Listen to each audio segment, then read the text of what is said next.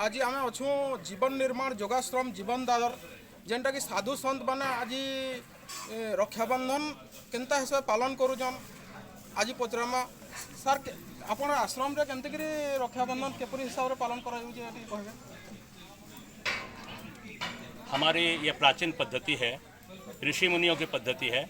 ऋषि मुनि लोग जब जंगल में रहा करते थे तो बरसात के समय में वहाँ जंगल में रहना असंभव हो पाता था, इसलिए गृहस्थों के कल्याण के लिए गृहस्थों के आसपास में आते थे।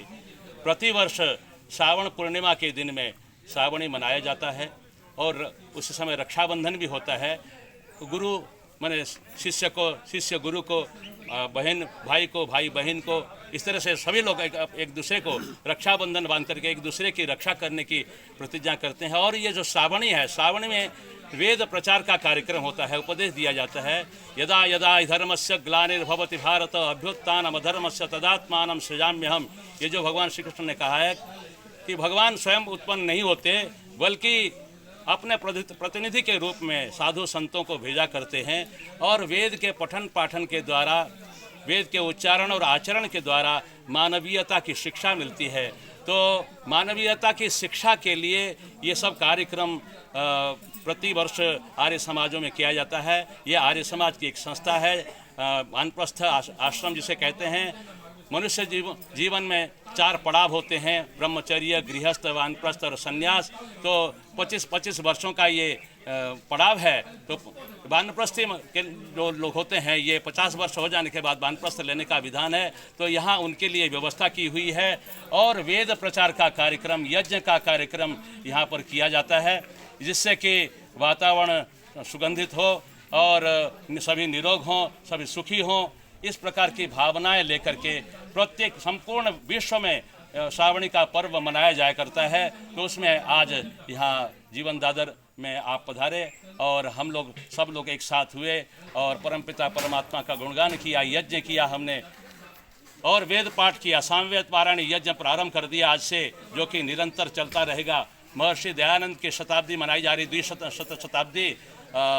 तो उस उपलक्ष्य में चारों वेदों का पारायण करने का संकल्प श्रीमान रमेश भोई जी, जो कि इस संस्था के संचालक हैं, उन्होंने संकल्प लिया और उस संकल्प के आधार पर हमने वेद पाठ अर्थ सहित आरंभ कर दिया है। वेदों को पढ़ने से, सुनने से हमारे जीवन में सुख समृद्धि आती है। वेद का पढ़ना पढ़ाना और सुनना सुनाना सब आर्यों का परम धर्म है, ऐसा ऋषिवर देव दयानंद ने कहा है। यदि वेद जो है समस्त ज्ञान का मूल है, उत्स है और वेद परमात्मा की वाणी है। यथेमां वाचम कल्याणी आबदानी शूद्राय चार्याय चारणाय च। वेदों को पढ़ने का, सुनने का अधिकार ब्राह्मणों को, क्षत्रियों को, वैश्यों को, शूद्रों को, स्त्रियों को, सबको अधिकार है। इस वेद मंत्र में कहा है। कुछ लोगों ने पहले कहा था कि स्त्री शूद्रो नाधि आताम, स्त्री और शूद्रों को मत पढ़ाओ वेद और यज्ञोपवीत मत दो स्त्रियों को, परंतु आर्य समाज सभी के प्रति समान भाव रखता है, सभी को अधिकार देता है।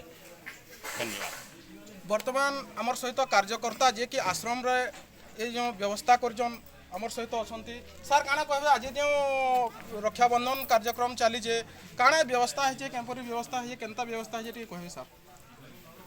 ये आश्रम हुजे आमर अंचल रो प्रथम आश्रम है। सुवर्णपुर जिल्ला रे वैदिक आश्रम ना थी। 10 वर्ष तले ये आश्रम रो प्रतिष्ठा है। ये अंचल रो बहुत साधु सन्थ आर्य बृंद मान को निगिरी आ प्रति वर्ष श्रावण मासरे, श्रावण पूर्णिमा दिन रे हमर श्रावणी पर्व पालन करा जायसी।